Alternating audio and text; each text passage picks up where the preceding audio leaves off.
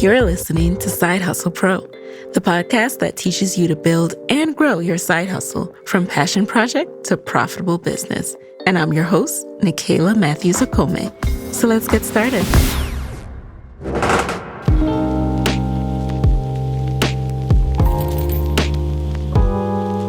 Hey, friends. Welcome back to the show. It's Nicaila here, back with another awesome episode. And today in the guest chair, I have Sheena McCullers. Sheena is the founder of Della's in Ann Arbor, Michigan. Now, Sheena grew up in Toledo, Ohio, watching the women in her family do their hair in kitchens, beauty salons, basements, and sometimes the church bathroom. She watched in awe as family members of all beautiful brown shades shape-shifted with every hairstyle, weaves, finger waves, texturizers, blowouts, pressing curls, box braids, vibrant hair colors, and more. With a gang of sisters, countless aunties and cousins, there were plenty of styles to go around. And Sheena saw this work up close when her eldest sister became a beautician at a local salon. Every time her school offered Take Your Daughter to Work Day, Sheena begged her sister to spend the day at the salon. She loved beauty shop life, watching her sister crank out style after style, listening to salon gossip, and observing the business and fun of Black beauty. So it's so serendipitous that she's doing what she's doing now. Never in a million years could Sheena have imagined that she would take all of her experience, including a few stints at entrepreneurships. She has had 5 side hustles. We can't even get into all of them. And turn it into a platform that would have a big impact in the world of beauty she grew up loving. Sheena created Della's to bring a much-needed sense of belonging for BIPOC beauty lovers in Ann Arbor, Michigan, where she, her husband, and her son moved from Brooklyn, New York for her husband's PhD program. Now, Sheena is laser-focused on curating a unique experience, starting with Della's first location in Ann Arbor, where there is more inclusivity and representation in entrepreneurship and the beauty space. Through Della's, Sheena hopes that Black women and allies will find representation, cool things, and good vibes. And fun fact about Sheena, I actually went to high school with her husband, Kyle, and we have crossed paths at various entrepreneurship events and conferences. And so I follow her on IG, and when I saw that she opened up Della's, I was so excited. I was watching this space, and sure enough, when the time was right, I said, you have to be in the guest chair. So here she is today, and let's get right into it.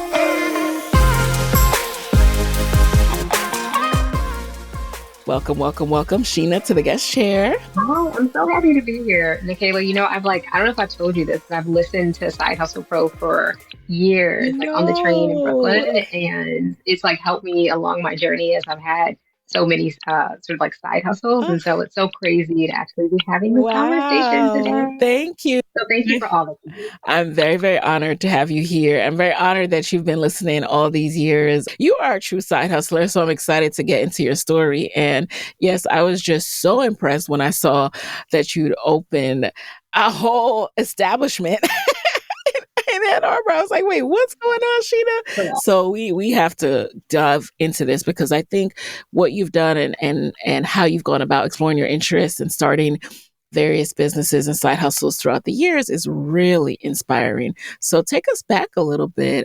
What was your first side hustle? Oh, girl. So my first side hustle was flipping baby clothes. I learned about basically flipping merchandise from my mailman at a job in Atlanta. I was complaining about how I wasn't making a lot of money, and Atlanta was expensive to live, and I needed to subsidize my income. And he was like, "Oh, just start an eBay store." And I said, "Well, what's that?" And he told me about how he and his wife had started an eBay store and how they would go to thrift stores and discount stores and buy merchandise and flip it online for a higher price. So he really taught me the blueprint to run that type of a business. And it really saved me living in really big cities, because that's how I subsidized my rent, paid for my fun outings, travel, whatever. And so, yeah, that was my first side hustle. It was called Bye Bye Boutique. Bye Bye Boutique. Oh my God, that's smart. And I know some of you guys are going to take that as a hustle, because that is so smart. And you could do that with anything, not just baby clothes. What were you doing in Atlanta? Are you originally from Atlanta? I am not originally from Atlanta. So right out of undergrad, I had the opportunity to apply for this competitive internship program. And it was basically a journalism internship program. And one of the sites that I selected was Atlanta. I think I also selected Hmm. Cleveland. I just thought about places where I thought I knew I had family in, like very, very, very distant Hmm. cousins. And I ended up being, matched with this employer in Atlanta. And at the time, I thought I was going to be like Sydney Shaw and Brown Sugar, like the Sanaa Lathan character. I was like, "Ooh, I'm going to be writing for this fabulous Yeah. magazine. I'm going to Atlanta." Girl, I got to Atlanta and I was working for a construction publication. And I was like, this is not at all what I envisioned for my life. Like, I literally had on a hard hat. Get I was at a out. John Deere construction site writing about construction. And I was like, okay, this isn't it. But it did launch sort of like my career in publishing Mhm. around that time. And I started to do more like pop culture writing. And so that's what took me to Atlanta and kind of gave me the bug for wanting to be in larger cities. So you had a whole career in journalism. Is that what you thought you would do for the rest of your life? I thought so. I thought so. I've pivoted so much since then, but I really did think that that's what I was going to do. I interviewed a lot of celebrities. I enjoyed it. I had access to, all the Yes. parties, the fun lifestyle. The publishing industry ultimately led me to move to New York because I thought, okay, instead of working at this construction company, this, construction publication, I could move to New Mhm. York and then I'd have access to, these bigger, better name magazines because I wanted to work in a beauty closet. Like Yeah, that's what I right? envisioned, for my life. I wanted free makeup and free shoes and free clothes. And so I truly thought that. And it's so funny how low our expectations were because I remember thinking too, like, I want to potentially be a beauty writer. And I'm thinking about free makeup. Like, girl, go after a higher salary, please. Just all I wanted was free lip gloss. Like that was so sad. That's it. That's But it. hey, life was simple Yeah. back then. I'm just a girl, and that's all I really wanted to do. But then I didn't really feel that Mhm. fulfilled because if you speak to enough celebrities or actresses, actors, whatever, like musicians, they're having these conversations with Yeah. interviewers, all day, and you can probably relate to Yes. this. Like you do such a great job with like the research that you do for anyone who steps into your guest chair. And it's a lot of work. And sometimes you don't know who's going to show up in front of you, whether or not they're going to have good Right. energy or whether or not they're going to, tell a side of their story that's compelling or that will be different from the last person who interviewed them. And then I just kind of felt like, am I really helping anyone by doing this Yes. work? And when I couldn't answer yes, that's when I started to, kind of pivot and start to look for other opportunities. And that kind of landed me into some career development work, working for an education nonprofit, leading, diversity work, leadership Yeah. development work, and really working with Black and Brown youth, which kind of brings me full circle in this space in Ann Arbor because though I don't work in that environment necessarily, I see so many students from the University of Michigan day Yes. to day. And it's sort of like, oh, wow, that like thread throughout my career really did like connect in a weird way. But that's what ultimately got me out of journalism. You're right. I can relate to that feeling. I remember wanting to work in entertainment and thinking it would be so much fun, glamorous, and going to the parties. The perks seemed wonderful. But then after you've talked to enough people, two things happened for me. And let me know if this happened for you. One, I just started feeling like these people are not that special. For me to base my whole career around catering to them or writing about them, like, who are they? Like, I started to resent it. Like, wait, we're doing too much for this person. Yeah. And then two, it was like this emptiness of now what else? Okay, I've interviewed, I've met this big name. What else? They're going on with their life. They're rich. They're flying around the world. Yeah. What am I doing? Right. You tell this amazing story like, oh, I got to interview X, Y, and Z, or people read the article or whatever, they watch the clip, whatever, and then you're just done. And like you're like on chasing the next story or waiting for the next Yes. assignment. And I just kind of felt, a Yes. bit of burnout. No, not to anyone who does that now, because I know the industry has, evolved so much. But I just felt like I wanted to do something else. Yes, I feel that. And you're right. The industry has evolved. So no knock to anyone because you can certainly do a lot more now. Like you can build your whole brand name on Instagram and have Girl. more autonomy over your career and your options.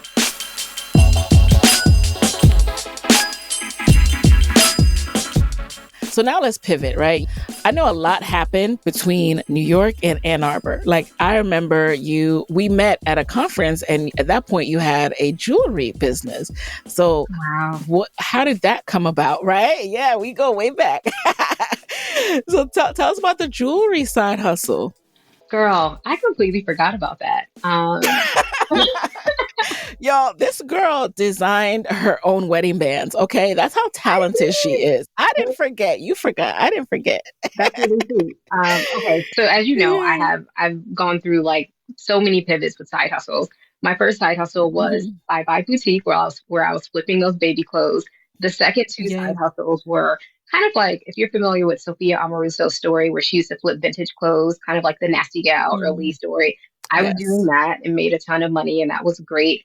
The next business was the one that you're talking about, and I designed my own jewelry. So it was a brass statement jewelry company and Mhm. I was living my best life at that time. My partner, Kyle, who you know, he sort of like Mhm. gave me a free pass, I guess, to kind of like live my life, get out of corporate and explore my interests. And so I went to metalsmithing school. I learned how to metalsmith. I started designing jewelry.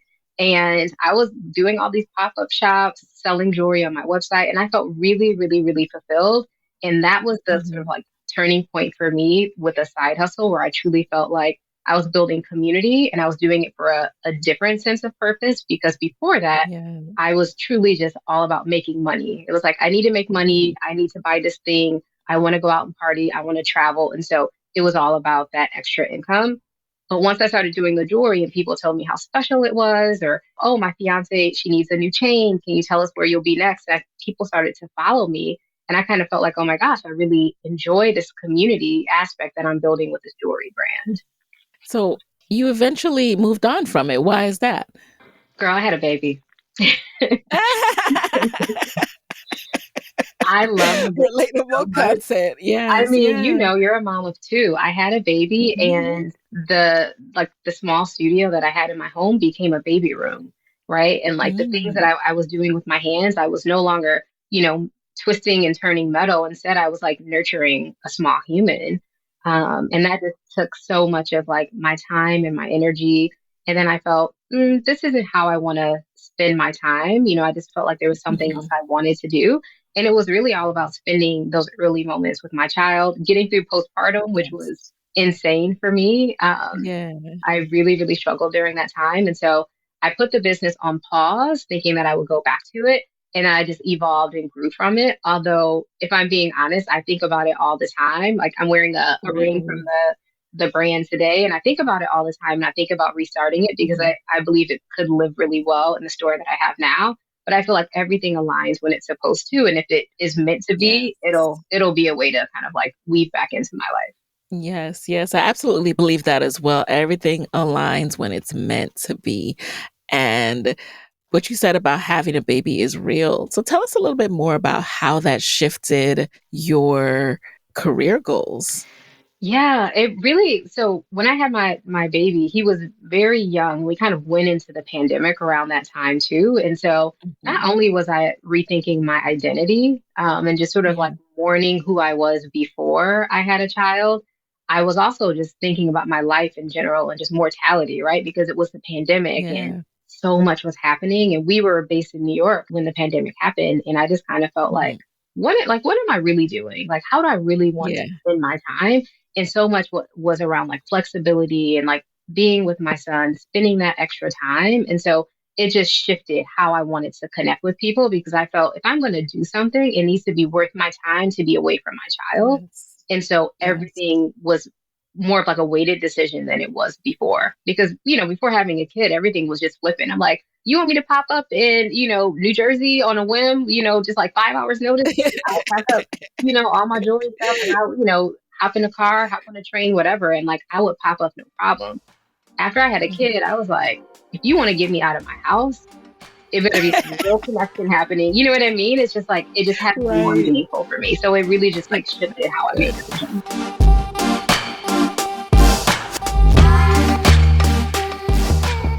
Now you are in Ann Arbor. Some people don't even know Ann Arbor exists. How did you know Ann Right? Arbor existed? I never even thought about Ann Arbor. I never looked at the Midwest or anything like that. I wasn't a sports fan growing up, so I didn't know anything about it. And then when I was looking to go to business school and I joined MLT, Michigan was one of their partner schools, and they have a huge incoming MBA recruitment effort, especially from the Black Business Students Association. So went there. I just fell in love with that. Like from there, I was like, wait, this is, I mean, it's only 2 years for me. You guys are there for longer. So for me, it was a quaint and wonderful time.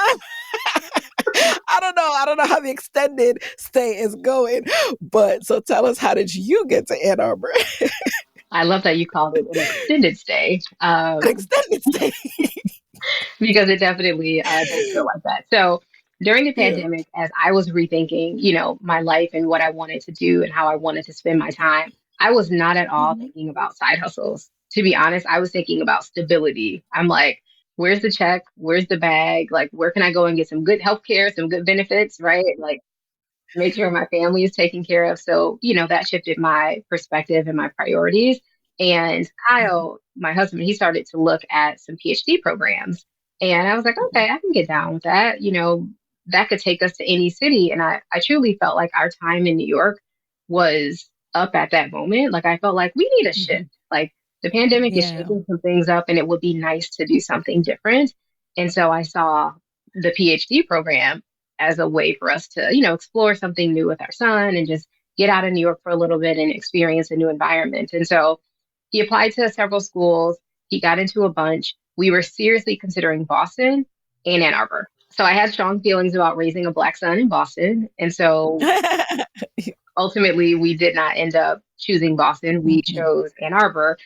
Because it was just a really good fit for all of us. And because I have Yeah. family in Ohio. And, with a young Ah, child, you need that extra village, right? People tell you all the time, absolutely. have the baby, we'll help you. And then I have the kid, and I'm like, where's this village? I'm like waiting for the village to Yes. pop up to help with the kid. And they were Mhm. late, honey. So we had to move to the village. The village was late. I understand. We moved to the village too. We're like, okay, all right. Hello, hello. So yeah, so we have to go knocking on the village's Yeah, door. So yeah, we landed in Ann Arbor, during the pandemic, and I was really, really struggling. Again, postpartum hit me really, really hard. Then it yeah. was the move. Postpartum plus pandemic was just, I mean, I hear you because it's just so much isolation and you're already in this new role and you're isolated. It was a lot.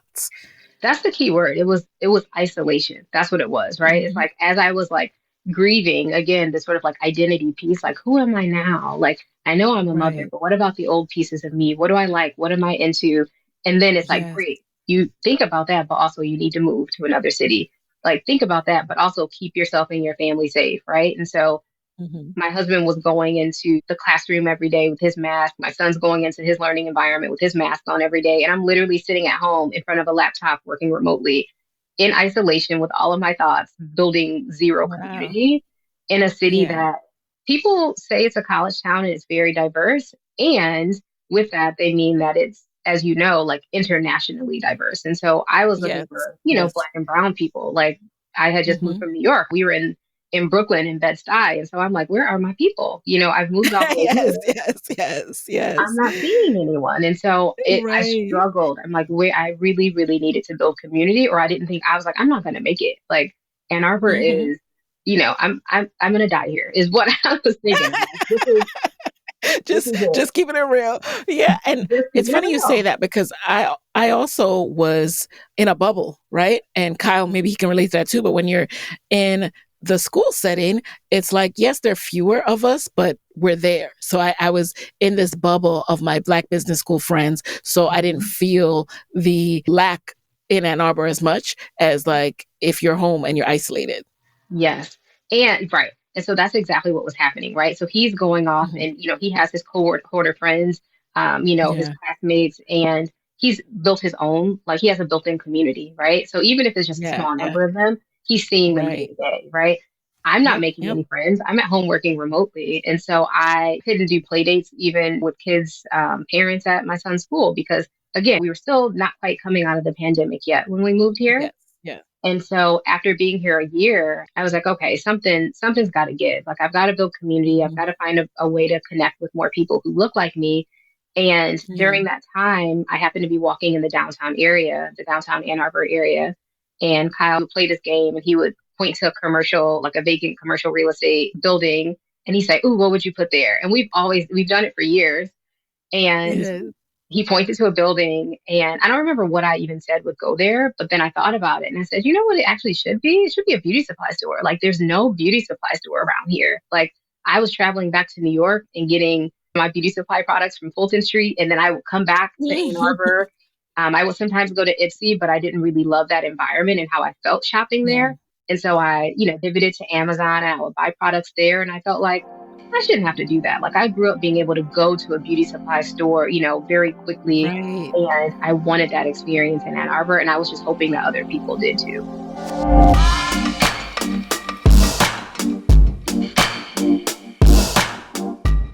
This is why I had to interview you because I'm always impressed when action follows the idea.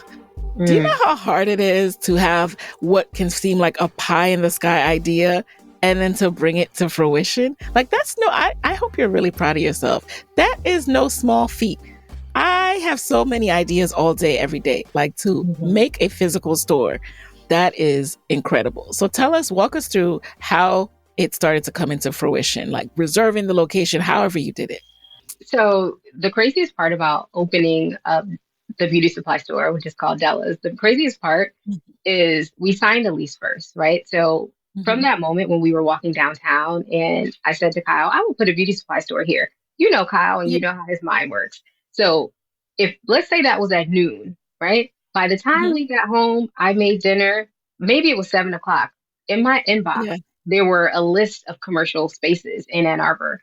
And he's like, "You said you want to do it? Well, here you go. Here's some places." And I was like, "What?" Wow. I was like, "Yeah, Yeah. like you really think I could do that?" And he's like, "Yeah, like you like let's just follow the path and like see where you go because it seems like you Mm-hmm. would be the target market for something like this. And so Mm-hmm. let's just see where you get." And so we reached out, we saw some spaces, the space that we ultimately decided on. I loved it. I knew that it was right because it's on State Street, right in downtown Ann Arbor, a few steps away from the University of Michigan's campus. And I knew that a Yes. Sweet Green was opening up right close, like right nearby.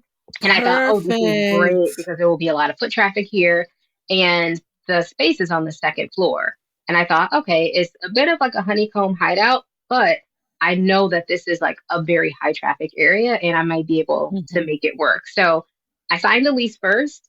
And then I was like, oh, shoot, now I got to get like an LLC. And now I have to like figure out how to actually grow this business. Like, how do I actually start it? And so I Yeah. was very fortunate to stumble upon a Facebook group that helped me learn the basics of like how to start this business up. I reached out to an interior designer and said, "Hey, here's how I want the space to feel. I want it to be different. I want it to be warm, curated. I want people to walk in and Mm-hmm. feel like they like stepped into a Black auntie's living room. Like I want them to have a Yeah. shopping experience that, we deserve when we talk about beauty and hair care in this space. Like we should be selling to one another and we should be able to shop without being followed around or Yes. people should be knowledgeable of the products, folks who are selling the products to one another. And so I had this big vision for the store and I wanted the colors and the environment to reflect that. And she delivered on that for me. I made the connections with vendors to get the store fully stocked up, and then we started marketing and the store opened up. Wow. What were startup costs like? Because I am trying to wrap my mind around signing a lease before really having the business fleshed out. Right. No proof of concept at all. Like had not like tested the market. Like I know like your MBA brain is like, girl, what were you doing? You know what though? I'm gonna have to stop you there because that is the downfall of an MBA brain, right? We can be so great with the plans and the boom, boom, boom, boom, and the action, the follow through is very low. The percentage is very Mhm. low. So tell us about it. Yeah. So I thought if all else fails, I could, turn the space into a co-working space, right? I could have my like mom friends who work remotely. You can pay Yeah, me every month. You can come in the space while our kids are at school, right? And I figured I could pay for the space. So a I had backup a plan. I plan. like that. It didn't work out because I had signed a whole lease, right? So startup costs. I originally thought that it was going to cost $10,000. Why 10,000? I don't know. I just thought it's a nice round number. I should be able to get things done with about $10,000. Girl, I was wrong. And Hmm. thank God that we had a little bit of a nest egg. So we, during Hmm. the pandemic, we sort of like saved up some money that we knew we wanted to invest, but we didn't know what we would invest it in. And Yeah. so once this idea came about, we ended up pulling about $25,000 for the business that's set in Mm. an account specifically for Della's. And the thing Yeah. about that money is, like I said, I was like, okay, I only need to withdraw, $10,000. Girl, that went real quick. Like it Wow. was, the invoices for, hair product alone, right? We're looking at Hmm. $5,000 a pop, right? And so I blew through that money between paying the interior designer, getting all the products into the store, buying whatever furniture that I needed for the space, any of like the legal things that I needed to take care of. And then, Yeah. I was kind of good to go. I paid for a tiny bit of marketing, not much. Yeah. And that kind of like we did a lot with a little. I appreciate that realness and for breaking it down plainly, like, oh, this is how much it costs. Because I also thought, being that it's Ann Arbor, I also thought it would be less than 25,000 myself. So I could understand that because I'm like, oh, Ann Arbor real estate must be cheaper, right? And the investment, no, a business is a business. A business is definitely a business. And so the interesting part about the space that I have, like I said, it's on the second Hmm. floor. And so I happened to get lucky, right? It was during the pandemic. People Yeah. weren't really looking for space like that, right? Businesses weren't just popping up. And I Yeah. took two suites, right? So they almost look like office suites. Oh, And so I turned them okay. into this really cozy space. I took the door off between the two suites and, turned it into a really cozy Ah, space and made it feel like I wanted people to feel. It's like, I will tell you what this space is. And so it's yes. different in that if I were looking to, get a lease on a commercial space right off of the street, right? I'm sure that process would have been a lot different, way more expensive, and a lot more hoops to go through. But again, it was during the Mhm. pandemic and I happened to find space on the second floor. And I feel like it was easy and there weren't that many obstacles. And so I felt like, okay, I'm just going to keep on trucking along with my little idea.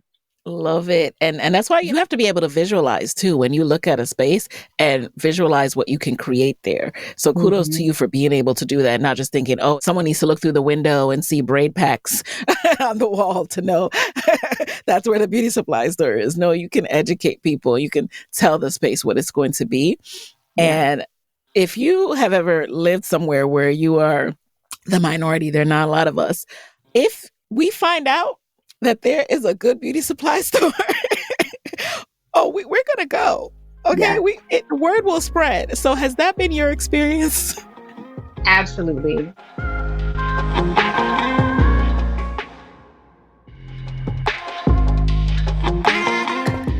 So there's one thing about us. I don't know if anyone's listening, if you've ever lived in a community where there are not enough of us and we don't have all the things that we need, like a beauty supply store, you know that if you find out about a good restaurant or a good beauty supply store, it doesn't matter where it is. We will go. We will go into, when I Girl. was in Ann Arbor, I would be going to people's houses to get my hair braided. Like wherever, Listen. whatever it takes, us Black women, we're going to do it. So tell us, what has been the support like in Ann Arbor? So you are 1,000% correct. I am so grateful to all of the group chats and people who say my name or my business's name in the Mm. group chat. Some folks are like, Della's, wait, you didn't know about Della's? That's the where that's the beauty supply store. It's on State Street. Right. And like the word kind of spread because you have to remember, I'm associated through, my husband to the university, but I Yes. don't go to the university, right? So I'm not Yes. necessarily entrenched in the way that he is. And like Kyle's a man, right? And so imagine Hmm. him trying to spread the word, which I'm so grateful that he does. Like he sees people who are my target demographic and he'll like slip them a card like, hey, did you know there's this like Ah, black owned beauty supply store? Because he shout out knows, to Kyle. yes, he's Yes. doing, the Lord's work for sure because he knows that like I needed it so much and other people also need it as well. And so when I first opened up the store, a big part of like the soft launch was to have like a Hmm. family and friends day. And so Hmm. what we would do is, Kyle would reach out to any cohort mates who he thought fit the demographic, and he would let them know that they Yeah. could sign up for like, a 30-minute tour of the space, and we gave people the opportunity to Ooh. give feedback. And so Yeah. it's like, come in, check the space out, let us know what you think. And, if you want to shop Mm. around, you're welcome to do that. But we really wanted people to see the space. Like, I wanted people to know, Okay. hey, this thing is coming. We're about to open. Like, start talking about it. And if people followed the Della's Instagram page, I would then respond back to them and say, hey, thank you so much for following. Thanks for believing in what we're doing, the community that we're building. Yes. If you want to check out the space, click this link, right? Schedule a private tour, come in, right? So like I was so connected to this community early on because again, this is like I'm the target demographic, right? It's like I want to treat people how I want to be treated. I want to be connected to in like a special way. And so people just started to share the word in group chats and in Facebook groups, and folks would come in and they would show me like their phones, like, look, so and so mentioned the blah blah blah and told me that you had this here, and so Wow. I'm coming to get it. And like not a day goes by that I'm not like blown Mhm. away by people supporting this community Yes. around this business. So yes, the word definitely spread really quickly. And do you have any small group events or anything like that too? Yes. So we started to do a lot of programming. I am at the point now where I've got a pretty good team. We're a year in, which sounds Mhm. crazy to even say that, but I have a team of four. They're all University of Michigan students. I also have a team of three brand ambassadors, and they do a lot of, this really great engagement work for us as well. And then with them, able to plan pop-up events. So we do some events at the store where we'll have salons come in and do some hair education. So we partner with a salon in Ooh. Ipsy. They specifically specialize in curly hair. So they'll come in maybe once a quarter and we'll do like a fun themed event around doing free hair assessments. And I just get so Nice. much joy out of being able to bring this knowledge to the community. Like, I'm not a licensed stylist, I'm a Yeah. curator, right? It's like I have the space, I have the products, and I have these ideas. I will bring people together to talk about whatever the thing is or to, receive the education that I feel like we need in our community. And I'm just grateful for Mhm. partners who believe in that work and who say, yes, I'll show up, and who stay for hours, like looking through people's hair, testing products on them so that people know how to Wow. care for, their hair while they're away at college. And I don't know if you remember or if you even had that experience, but when I went away to college, right, like that's when all my hair broke off. Like I didn't know what Oh, I was yeah. That's when I doing. went natural by accident because my hair broke off. I'm like, "I guess I'm Exactly. natural now." Right. So I guess we're doing this, right? Yep, And yep. so that's a lot of people's experience. They're going natural, by accident, Mhm. using the wrong products or keeping in protective styles too long. And so it's just great to be able to have these events and have stylists and other community members come in to just create like a third space for people, right? It's like sometimes Yes, folks will say, yes. like, what do you sell in your beauty supply store? And I always have to tell them, Della's is about, like, yes, of course, we have the hair, we have the extensions, we have the beauty supply products that you're used to, gift items, etc. But we also have community, right? Like people pop in Yes. and they're like, I got that internship or I got that job Mhm. or my son made the Yeah. soccer team. This is a space in the community that we can all convene around where you don't feel seen often in this, really vibrant, like charming Yeah. city. There's so much happening around you because it is a college town. It's centered around sports. It's centered around the university, but it's not centered around a Black experience. It's not centered around Yes. a BIPOC experience. And so the store really does exist to be that kind of like middle space and that hub so that people can come in and, just feel seen and shop in a space that feels safe and Mhm. comfortable. It's so funny that you should mention that because I don't think I ever realized until this conversation just how central having a beauty supply is for my experience in a city. I knew it was important because when I interned out in the Bay, sorry, Bay friends, I know, I'm always talking about this, but I just remember feeling like I could spend, New York is expensive too, right? But at least I know I'm going to find Jamaican food. At least I know I'm going to find a beauty supply store. Like, I refuse to be spending all this money and I can't find myself. I can't see myself. Yeah. So, for me, being somewhere shorter for a short amount of time, my expectations were lower, right? But if you're going to Mhm. be somewhere, you should be able to see yourself and find what you need.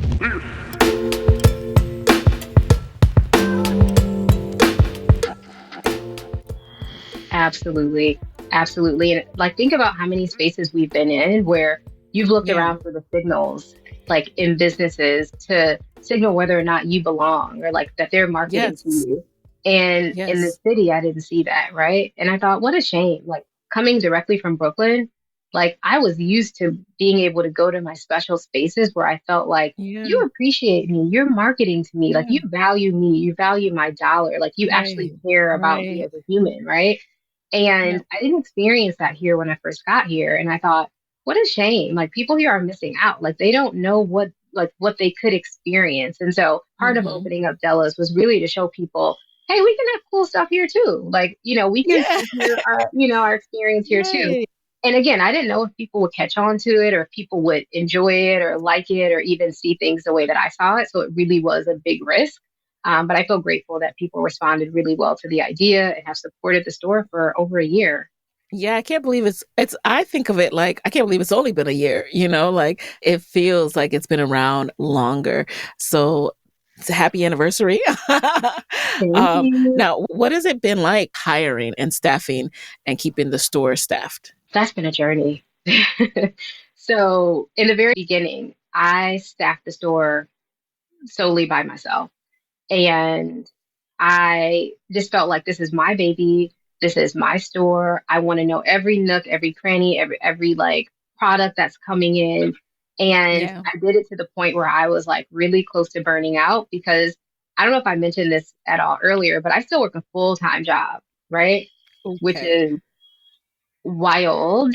I happen to work a job. I work in human resources and talent recruitment. And so there is some flexibility in that work, but not enough flexibility where I feel like, okay, I could literally work this store every day and not have any Yeah. additional help. And so Wow. because that is my background, hiring for me was easier. I guess like hiring and retaining Yeah. people was easier. And also I've got a built-in customer base, right? People really love the store. And I feel grateful that when Mhm. I, immediately mentioned on, I think an Instagram post, I posted that we were hiring.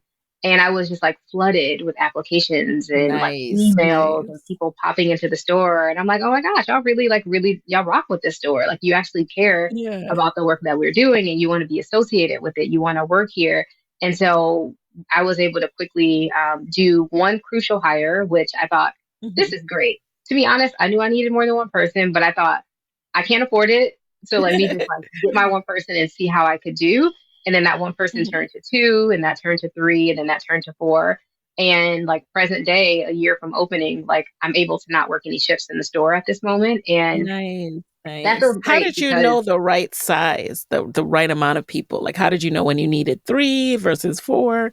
that's a really good question because I didn't know. Like I just knew that I was going to take it like incrementally because I just wasn't certain. So the store is not open every day just yet. We have very specific hours. So we open Wednesday to Saturday, right? Hopefully in the fall Mhm. we can open, Sunday through, Saturday. Kind of like incremental changes over time have been the name of Yeah. the game because we're such a small space. But after I hired the first person, I realized, oh, you have very limited hours, right? You still have schoolwork and you Mhm. have club activities, right? That you're engaged in. Great. That means I'm still on the schedule. So I said, okay, I need Mhm. another person. And then I hired one more person and I was like, okay, I'm still doing a couple shifts here and there. That's not enough because I still needed to like pull back because remember, I had a full time job that I had to get back to because I was Yeah. on a bit of a Yeah. leave trying to get the store, exactly where I needed it to be. And so I just took it one hire at a time because also Okay. like I needed to be able to fund, each of the hires. Like, are we making enough money Right. in the store to sustain, staff members over time? And so one person at a time until I felt like I got to the point where it's like, okay, four is a really good sweet spot for like the hours that we have now where people feel like they can still manage their course load, they can still come here and do great work and not be burned out. How has business been in terms of revenue? So business has been good and also it's just challenging. Like first year in business is no joke. I've had side hustles before, but nothing like having a physical location where I'm like, Mhm. okay, rent has to be paid. I have staff members that have to be paid. And these are like real bills, right? Like people are actually coming Yeah. and knocking on the door. And I'm like, oh, like I can't hide behind like a website the way that I was with like the other side hustles. So it definitely Yeah. feels like more is at stake. And so business has been good. It was a little slow to start up as people were learning about the store. And I remember last summer, there was a big African American festival that happens in downtown Ann Arbor.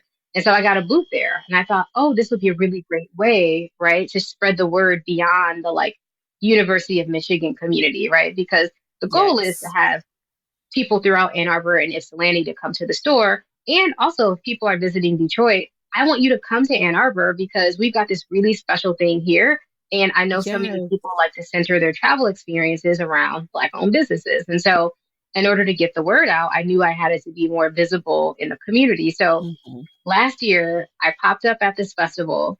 I did a really cute booth and I thought it was like so beautiful. I brought all this product out and I met a ton of people, but a lot of folks said, huh? Della's? What's that? And they were so confused. They were like, there's a beauty supply store in downtown Ann Arbor. And they just couldn't believe it. And they were just like, no, Yeah. we've never seen that before. And they were really challenging me. They were just like, What? that what we've never, because this wasn't the student community, right? Like they weren't coming Hmm. through this like busy thoroughfare like the students were day Yeah. to day and like faculty and staff members were. And so Right. they didn't Right. really believe it. And they were kind of like side-eyeing the whole thing. And I just thought, okay, I got more work to do. I got more marketing to do. And I saw it as a Yeah. challenge. So full circle, I just did that festival again a few weeks ago.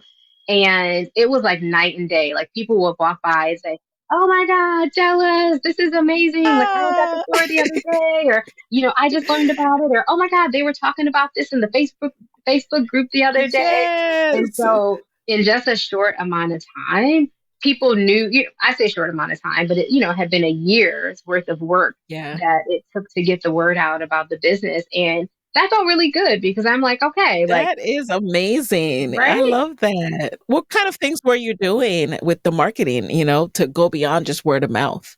Yeah. So word of mouth was a big one because, money, that pot of money ran out really quickly. And so I think I printed some postcards and that was pretty much it. Also, I was active on Instagram, a little bit of Facebook, the brand Mhm. ambassadors, of course. They would come in, get product, make posts, and then share content. So that was great. And then I started to realize, okay, you need to put some real money behind this. And so I started Mhm. to invest in a small agency, a Black woman led agency around Facebook ads and Instagram ads. And we started to Okay. see a lot more traffic coming to the website through, that marketing that we were doing. And so that helped a Ooh, ton. And then aside from that, when students are away in the summer, I do a lot of pop ups. So I'm at a lot of festivals. okay. I'm popping up at other business establishments and just kind of spreading the word because, the business still has to grow. And I think most Yeah. businesses in Ann Arbor kind of know that, during the academic year when students are here, business is great. Students are going to support the business, but you better have a plan for the summer because students are gone Yes. and you are going to see that traffic day to day. And so yes, all that to say, the business has been doing good. We are profitable, which is insane to say for our first year. Woohoo! We're in the black. That I is mean, amazing. it's not a ton Yes. of money, but we're not in Yeah. the red in our first year, and so that That's feels amazing. really, really great. I'm proud of you. That's Thank amazing. you. Thank you.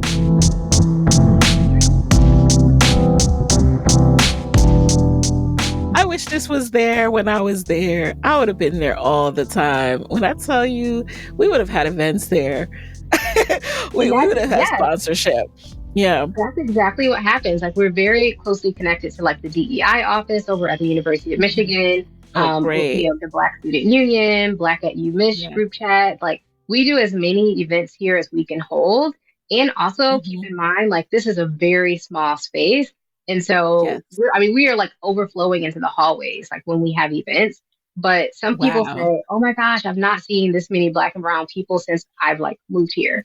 And, Yeah. it's just very heartwarming to know that Della's can be that space for so many people. And so, yes, I would hope that if this store existed when you were here, that you would also like, pop by from time to time and kind of Yes. check it out because it does Yes. make a difference. And are you still working full time? Are you still side hustling? Yes, I am still side hustling. Yes. That is amazing too, because people need to see this, like what's possible when you're growing a business on the side. And but you mentioned you took kind of a leave. So how did you go about that? What are some tips for people so they can, Mhm. have a moment to like really go hard on their business before they go back to work? Yeah, that's a great question. So at the time, I've since switched jobs since that time, but at the time I was working for a Black woman led executive recruiting firm. And I shared my Okay. idea with her that I was creating Della's and, how important it was to, have this in the community. And she's like 1,000% definitely do it. And she supported me wholeheartedly. And with Oh, that, I said, wonderful. okay, can we pause the contracts. And so I was like, doing some contract work. I said, can we pause the contracts for, a few months so I can get the store where it needed to be? And so I Mhm. did exactly that. The contracts, I think I took maybe 4 or 5 months or so Oh, wow. without So any pausing the contact. contracts, meaning pausing the money too? Oh yeah, there's no money coming in. Um, Okay, okay. Just want to be clear. oh yeah, oh yeah, yeah, yeah. Okay, okay. So you don't work, you don't get Sacrifices. paid. Right. So the work that I was doing, that recruitment work was specifically, on a contract basis. And so when contracts came Uh-huh. in, I worked the contracts, I got paid. And so Okay. I had the opportunity to say, I'm not taking on any contracts. I'll focus on the business. And that meant no money came my way, unless it was money that was like 30, 60, 90 days out. And I would have some like Okay. trickle money coming in. And so once Yeah. I eventually did return back to that business, it was not uncommon for me to take my calls in here in Della's, or, sometimes I would be in between customers and I would hop on my calls, or I would have to, pause my meetings, help a customer real Mhm. quick. And then I would hop back Yeah. on, I would say, oh, I'm stepping away to the bathroom. And I just did what I needed to do in order to, make it all work for me. Because at the end of the day, I'm not Yes. at the point yet where I'm paying myself through the store. Mhm. And so my advice for people would be, figure out a part-time or a full-time situation that works for you, or even if it's part-time, Yes. so that you can side hustle, right? I knew that I was working for someone who was very supportive of the work that I was doing. Mhm. And so it's not like I said, hey, I want to pause on this work. And she said, okay, I don't need you, right? She said, great, Yep, do yep. that and come back when you're ready. And to me, that Yes. just felt, great to know that I had a space to return and that I could pick back up on the work and make money, which was, really important to me.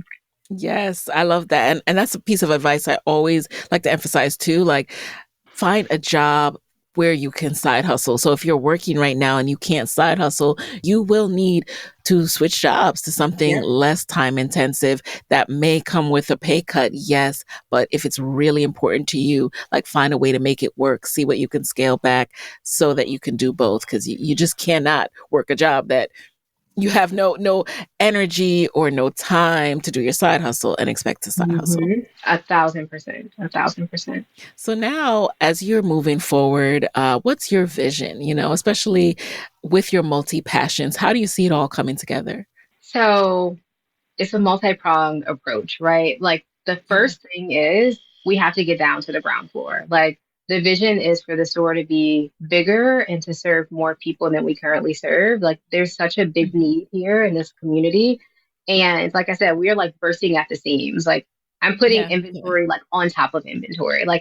I do my best Wow. to still make it look aesthetic and cute, but Uh-huh. we're definitely running out of space. And so the name of the game Ooh. is all about finding funding and finding the right space in Ann Arbor to move down to the ground floor so we can have a bigger impact. So that's like number one.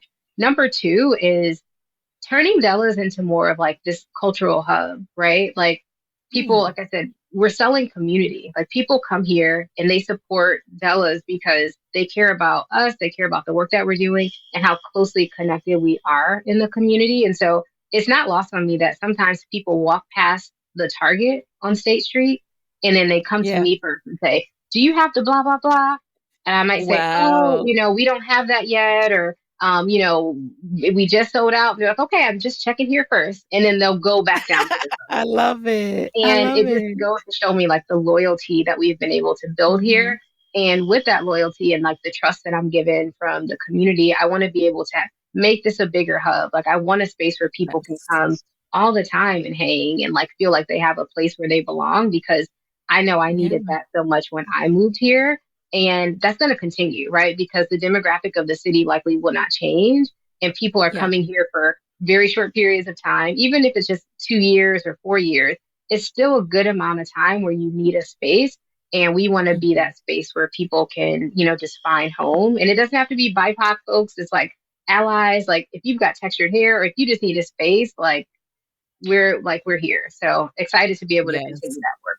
And how has it been for you personally?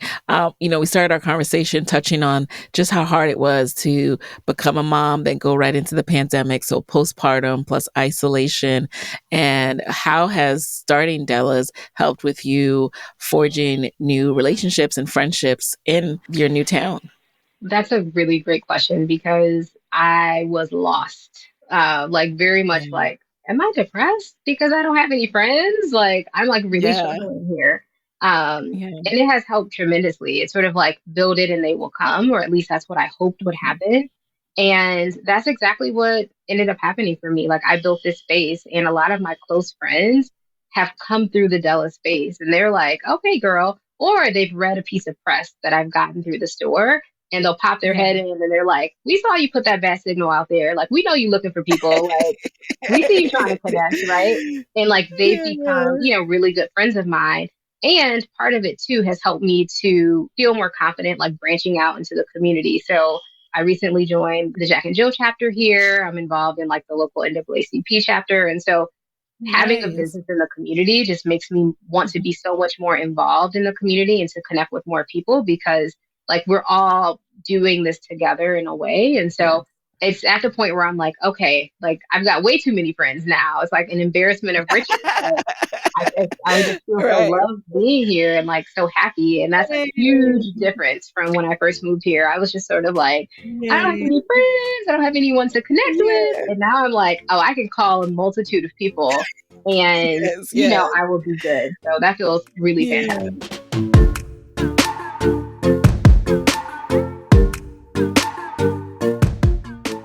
I love that. And I'm sure it's a little hard for your husband too when he sees that because it's like he's here, he brought you here, he's having a blast. That used to You always know be a it. struggle with the MBA partners. Like they're having a blast and their partners are like, what's happening? Yes, no, the funny part about it is we have a whiteboard in the kitchen. And so Uh-huh. Kyle had to map it out. He's like, okay, you're talking about too many friends. He's like, let's write them all down and how you're connected to all of them because now you've just got too wide of a net. And he said, he's Yeah. starting to feel a certain way because he's like, man, I don't make enough friends because now I've got this full board of friends. And I'm just like, uh-huh, like, Like don't count me who out. are these people? Yeah. Who And also, and who when are these yeah, people? and who are these people? Yes. I love that. So before we transition to the lightning round, you briefly touched on the fact that, okay, you guys might be, one day leaving. Like, what are your thoughts as it relates to that? Like, will you pass it on to someone else? Will you relocate it to your next city? Girl, I try not to think about that because I know I'm there not are, thinking too far in advance. I know you're thinking really far ahead, but it is a very big question and an important question, right? The work that I'm doing right now is to really determine what the future of Della's will look like. I know that the Yes. store needs to stay here because there's such a big need, and I could see it Hmm. going a lot of different ways. One, I have Yeah. family close by, and it will be my dream to be able to have like one of my sisters, come and run the store and just do their thing and just keep it alive and well and vibrant. Two, I know there are a lot of like co-op sort of Mm. options, right? Where people, let their employees buy into the business. And maybe that could be an Uh, option for Della's as well, right? It is a community business and I wanted to stay a community business. And so mhm. I could see that happening.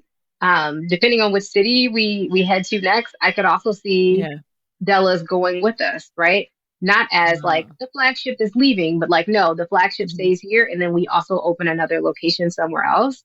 And I Okay. think it truly takes the next like 2 years for me to really realize, Mhm. okay, which direction are we going to go in and what's going to work best? But the store will stay around. What it will Okay. look like, Okay. we don't know yet, but like the store has to stay. Like it can't leave. It can't Right. leave. You can't. I can't. I want to go back to Ann Arbor and pop in. You mentioned you joined a Facebook group. What was the name of the Facebook group and what did it teach you exactly? Like how to start a Yes. beauty spot? Yep. So it's a Facebook group. I'll have to look up the name of it, but if you Google Black Beauty Supply Owners Facebook group, Oh, there's, okay. Hmm. a questionnaire that you have to, submit in order to be accepted into the group. And once Okay. you're accepted into the group, there's like a wealth of information and peers in that Ooh. group who also have similar businesses, whether they have, Uh-huh. some have an online beauty supply store, some have a mobile truck, some have, physical Mm. locations, some have multiple locations, right? And so there's opportunities for mentorship in that group. And the most important thing that helped me out in the beginning is there is a template in there where it's like, hey, are you starting from scratch? Here are all the like traditional products that you need in your store, right? Here are all the vendors Wow. you need to make Clutch. connections with. Because like we're like, how would I even know that, right? I have this idea, but I don't have the expertise, Right. right? And so it really did help me with all of those like startup nuances. And so I printed Mm. out this guide.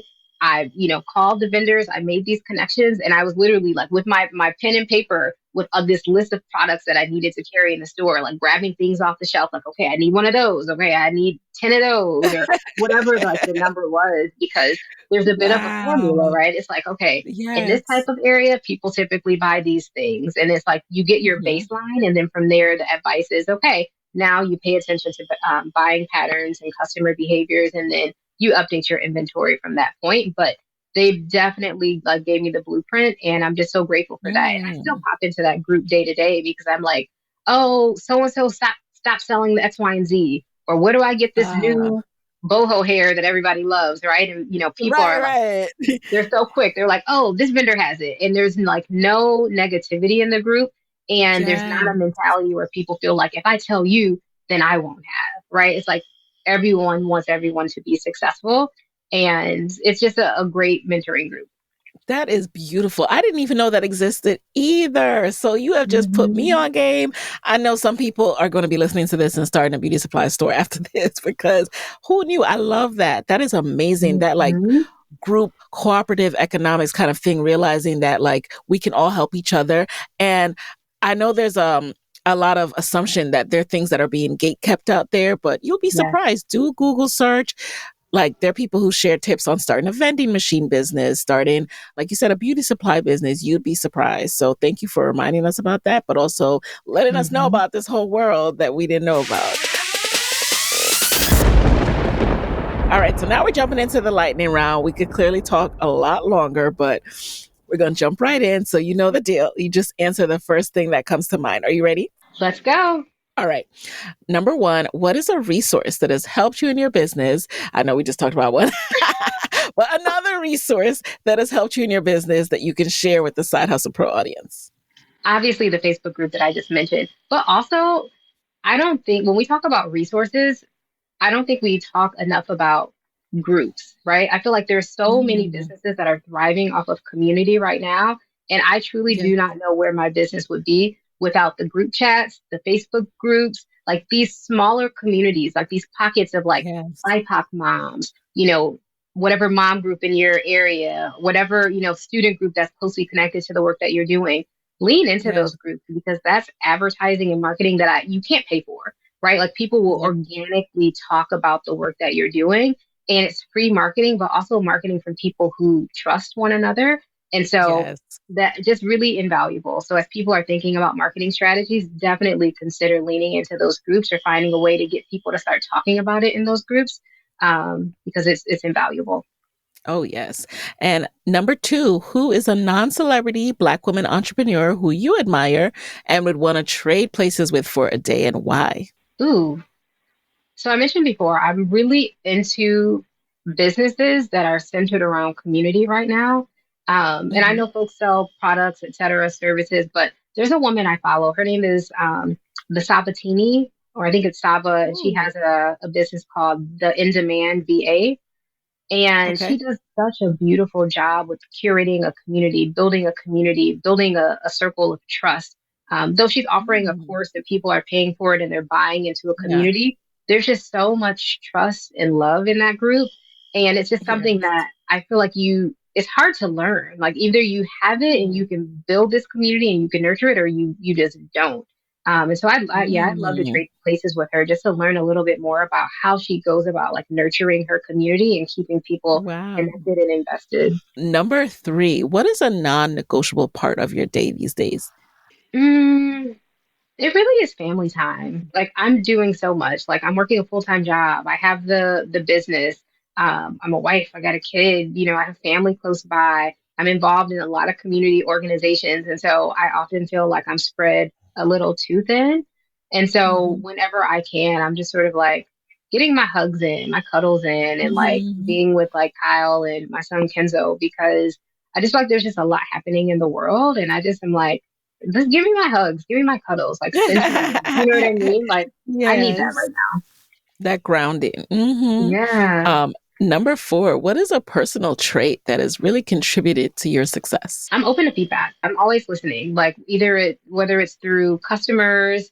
Kyle, he has a lot of opinions about stuff that I'm doing. Um, and also like really big ideas that maybe I feel like I'm not ready for, but I'm always open to Mhm. feedback. My staff members, like my full team, like they're always sharing ideas, other business owners in the area.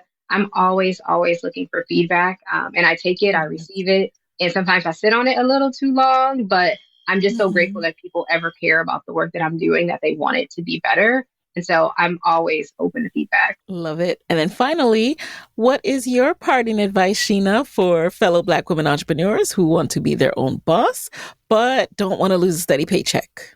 Ooh, you know, I just feel you. People know the story at this point. I've pivoted so many times, and who knows, there are Mhm. probably even more pivots to come.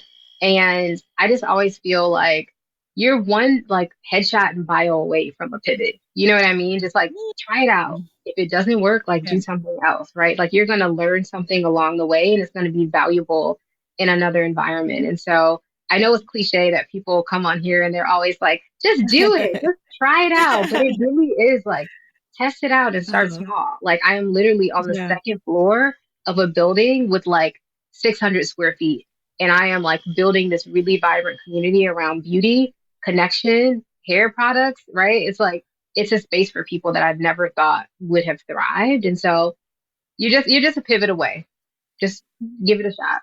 You're just a pivot away. I love that. That has to be the quotable from this episode. And, so many people can say it, but the reason I ask this question is I don't think it can be said enough.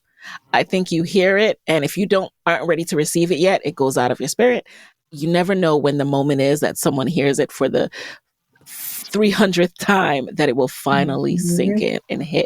So thank you for your words. And where can people connect with you, Sheena and Della's, after this episode? Yes, I am on mostly Instagram at Auntie Della's. And that's really where people can find me. I do have a personal Yeah. Instagram page that I never post on. And if folks ever want to see me, I am literally mostly on the business page, so much so that my family, they go to the business page because they know I'm usually on Instagram stories or something over there. So at Auntie Della's on TikTok and Instagram. All right. And with that, you guys, I will talk to you next week. Thank you so much, Sheena, for being in the guest chair. Thank you. Bye. Hey guys, thanks for listening to Side Hustle Pro. If you like the show, be sure to subscribe, rate, and review on Apple Podcasts. It helps other side hustlers just like you to find the show. And if you want to hear more from me, you can follow me on Instagram at Side Hustle Pro. Plus, sign up for my 6-bullet Saturday newsletter at sidehustlepro.co/newsletter. When you sign up, you will receive weekly nuggets from me, including what I'm up to, personal lessons, and my business tip of the week.